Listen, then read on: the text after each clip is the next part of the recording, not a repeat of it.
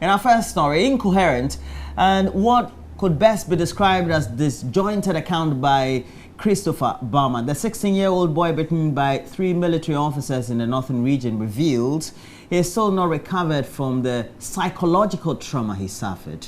The victim, who is steadily recovering, though, from the injuries he sustained from the 6-hour torture after he was accused of stealing a Techno mobile phone. Christopher Bama, speaking for the first time to the media after his chilling encounter, says the 3 officers don't deserve to be in the military and dismissed. They must be dismissed, he seemed to be saying. A week ago, Christopher Bama visited the Joy News studio with his brother. He could not walk then and was carried by his brother. At that time, he was still suffering from the pain inflicted on him by 3 colleagues of these military officers who carried him into an ambulance to get treatment after hearing the chilling story on the Super Morning Show. He was taken to the Kolebu Teaching Hospital. Today, Christopher looks different. Unlike the last time when he could neither walk nor speak, he manages some steady steps and struggles to give an account of what happened to him on that day.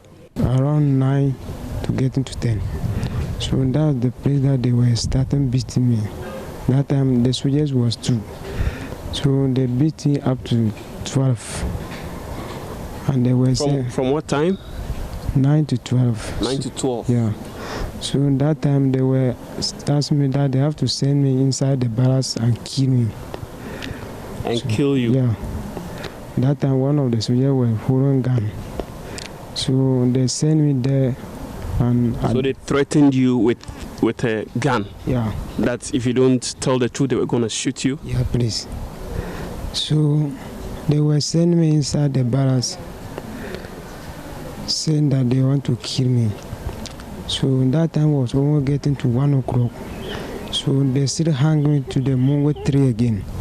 That time another man was around there, come and add them. They were 3. So after beating you from 9 to 12, they again hanged you on the mango tree and then started another session. So they have to beat me. If they have tired, they have to sit down and smoke before they continue beating me. Smoke what? They were smoking weed. Okay. So that time they were now 3. I don't know whether the other one was a soldier. Although that time my eyes was not clear. Okay. They were, you were unconscious at that time? Yeah. So they hung me to a mango tree and continue beating me. So they beat me up to 3 o'clock to 4. And that time I was not able to speak. All my body, I can't even wake up. I was begging about water. Nobody give me water. He has only one wish. By myself, I would like to sack them to the workplace. You also want to sack them? Yeah, it could be better. You think it would be better if you give them the sack? Yeah. It could be better. His medical report is currently being sent to the Northern Regional Command of the Ghana Police Service to aid with investigations. The director of the National Reconstructive Plastic Surgery and Burn Center of the Kolebu Teaching Hospital, Dr. Opoku Wariampoma, says 16-year-old Andy, who suffered acid burns, is in dire need of funds to undergo skin grafting. The surgical procedure involves removing the skin from one area of the body and moving it or transplanting it to the other part of the body, which has lost its protective covering of skin due to the burns that he had to go through. The patient has had nearly half of his skin peeled off after his father's tenant poured acid on him. Dr. Ampoma also says Andy Dodo is currently not being adequately nourished. Because of the nature of the burns, they are quite deep, and he would require surgery, that's skin grafting, to be able to get the wounds to heal. His challenge has been one mainly of financial support, because he's not be able to afford his dressings, and even nutritionally he has a serious deficit. So we need to build him up nutritionally before we'll be able to undertake some of the treatments. And also he needs some medications to treat infection in the wound and all that. So how is his condition now? Well, at the moment, I'll say clinically he's stable, but he's not out of the woods yet. So we need to be aggressive and pursue his treatment so that we can get him, back on the road to recovery. In total, how much would you say he needs to take? And because of the nature of the condition, it's quite difficult to give a definite figure, but I would say that he would need somewhere in excess of 25,000 Ghana cedis for his treatment. He's going to be under treatment for probably the next few months, and he will need a lot of resources and input to get him back on his feet. So we're trusting that with your support, and we will be able to give him the optimum care that he needs so that he can get on with his life and fulfill his potential. In our stories, the Ghana Armed Forces has started a process that will see qualified Ghanaians enlisted into the service. The service last year placed a temporary embargo on recruitment after more than 500 new recruits were sacked for acts of insubordination. Derek Okosam was at the Elwak Sports Stadium here in Accra and reports the center has already been overwhelmed with potential recruits waiting to go through the various phases of enlistment into the army. For some, it's a long sought-after dream. For others, an opportunity to serve the nation. And then there are the applicants who say the recent terrorist attack on neighboring countries is a reason they want to join the various units that make up the Ghana Armed Forces to protect the country. To some other people who go to the center as early as 6 a.m., being in the armed forces is a respite from the current unemployment abyss they find themselves in. Since my childhood, that is my plan and my decision I made that I want to be because I like it, it is good, and I look at myself, I wish I would be if I can join them. I think that is why I like it, and all my role, I feel to that I can base them more than the other areas. Even though I can teach, I can do things, but not as compared if I'm to do this military service, because I see myself to be more talented than the other fields. Nowadays, it's like terrorists are trying to invade in so many countries, especially Ghana, and those kind of Nigeria and Togo.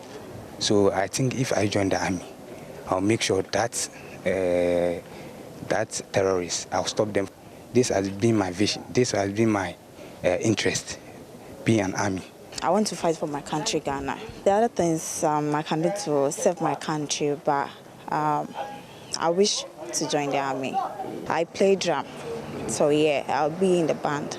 Ever since I was in school, I joined the cadets because I want to join the army. That is my future job, only I want to do. So I come for enlistment. This is my second time coming for enlistment.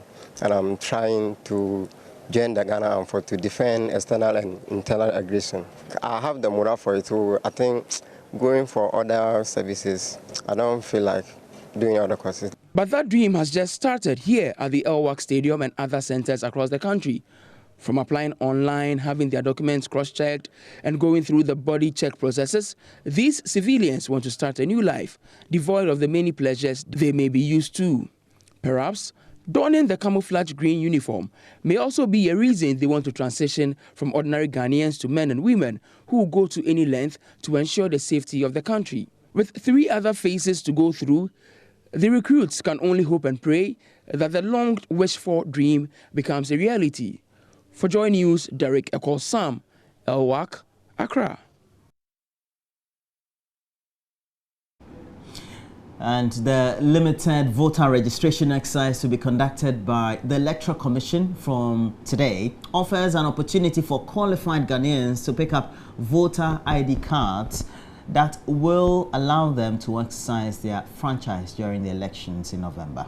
But that is, however, not the only reason why people go for the identification cards. For most people, it's the only ID they are likely to pick up all their lives, so they could present them for transactions such as bank transactions. And Kwabena Chenchen Boateng caught up with 4 students of the University of Ghana between the ages of 18 and 21 who expressed similar sentiments. So the Electoral Commission officially commences the limited voter registration exercise on Thursday, April 28, 2016. So today we just want to find out from some people who are now getting ready to enter this fray and getting ready to decide on who it is they feel will be the best person to lead the country beyond 2016. I have 3 ladies and 1 gentleman. To my extreme right, I have here with me Barbara. Barbara is to my extreme right. And then I have Nana, who is sitting right next to Barbara. And then there's Benjamin, that's also a level 100 student at the University of Ghana. And I have Tabitha. She's also a student of the University of Ghana. So thank you very much for joining me. So let me start off with, obviously, Barbara, voter registration exercise is tomorrow. Are you planning on really going to register and get a voter's ID? Yeah, I am. You're planning on it? Yeah. Any particular reason why you want to get a voter's ID? Yes, because I want to vote for the elections and also for my bank accounts. Okay, so you want to use it as a purpose for identification? Yeah. Let me come to Nana. Nana, you're also getting an ID now. Have you already registered? No. You've never registered, so this is going to be your first time? Yeah, first time. Does anything push you to just go ahead and go and get this thing? Because some say it's quite stressful, being in the sun for a long time, queuing up and down, just so you can get the ID card. Okay, actually, I really want to vote.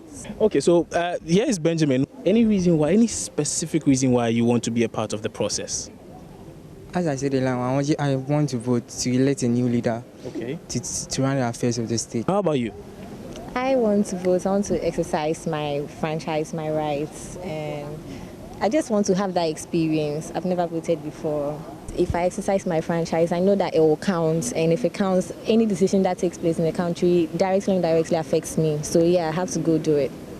And how about you, Benjamin? I really want to vote, but based on their ideology, I'll vote for someone whose ideology is going to benefit me and the nation at large. Explain more to me what you mean by the ideology.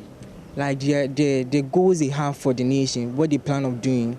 I'll look at that before voting. They usually put all those things in the manifesto. So are you just going to pick the manifesto, read it? If it's convenient enough for you, then you say, okay, you know what, I'm going to vote for candidate X. Yeah. I'll listen to them. If they really catch my attention, I'm going to vote for them. Tabitha, but some would say that over the years, not many parties have done so well by implementing the things in their manifestos. Are you also looking at towing the manifesto line? You want to listen to what they have to say, or the policies they have outlined in their manifesto before you vote? Okay, I think you look at the individuals too standing for the various positions, the presidential position, because sometimes some of them come and they just lie. They say they will do this and that and that, and they don't end up doing it. So I think you listen to them and you look at what they really want to do. You look at it from their heart, whether they mean what they are saying or not, then you can vote for one. What are you going to look out for in your new leader? Yeah, I'm going to look for characteristics. I want his personality to be exceptional. He should have this charisma. I don't want to look at the manifestos anymore because all of them lie. As far as I'm concerned, all the political parties lie. All of them lie. They all come with listed things they want to do, and at the end of the day, they just achieve 1 or 2, making roads and things, and that's it. So right now, I'm going to look at the person himself, and I'm going to rely on my instincts. If I feel this person really wants to do something and it can help, I'm not concerned with the party. But how are you able to determine that the person really wants to do something for you? Everybody has the power of instincts. So those were the words of some very young people who are looking forward to voting come November 7. Clearly, we do know that the Electoral Commission, like I mentioned earlier, is having this limited voter registration exercise on Thursday, 28th April, and they are extending this very call on quite a number of people who are willing and ready to vote. Once you meet the criteria, you should just go to any nearest polling station and then you can vote. My name is Kwabna Chenchen, reporting from University of Ghana, Legon. And now let's talk the economy. The true state of the country's public debt, economic growth, as well as what we'll see in the election year as far as spending is, are set to dominate Ghana's third review under the International Monetary Fund program. The fund mission have begun a series of meetings with government and other interest groups as part of the team's 2-week visit to Ghana. George Biafi has more. The visit by the IMF mission to Ghana is coming on after it was postponed last week over terrorist fears in the country. The review is critical to aid the disbursement of funds under the program. Already, a little over $300 million has been given to Ghana. But for government, the most important thing is the restoration of investor confidence, which has delayed in coming. But responding to a question posed by Joy Business in Washington, D.C., Managing Director of IMF, Christine Lagarde, believes passing all the review under the program will help quicken this market confidence. Say that, for any country under a current program to actually deliver under the program, go through the review one after the other, is probably the best response to market concerns about the stability and the macroeconomic policies decided by the country. For followers of the program, another area that could come under serious scrutiny is government's expenditure plan for the coming months, especially in an election year. This is because there are fears that the public debt, which stood at around 97 billion Ghana cedis as at December, could increase substantially. Adel Hang Senhanji is Deputy Director of the Fiscal Affairs Department of the IMF. The debt ratio is relatively high for emerging market, and Ghana is one of them. What is more important is not just basically the level of debt, but also the trajectory of the debt. The question, frankly, to tell you the truth, is whether that effort will continue or not over time, particularly in light of elections and whether difficult conditions. Ghana has so far passed 2 reviews, which has led to the release of over $300 million to the country. Ghana last year initiated the IMF program to help stabilize the economy, restore market confidence, and help reform the structure of the economy. The country is expected to get about $1 billion under the 3-year program, which will end in 2017. And that'll be it for the news. You have a couple of messages you want to read? No, I don't. Not yet until I have the tab. So hang on. We'll bring you the headlines in the newspapers and some news portals right after this. Stay with us. You're watching The AM Show. We'll be right back.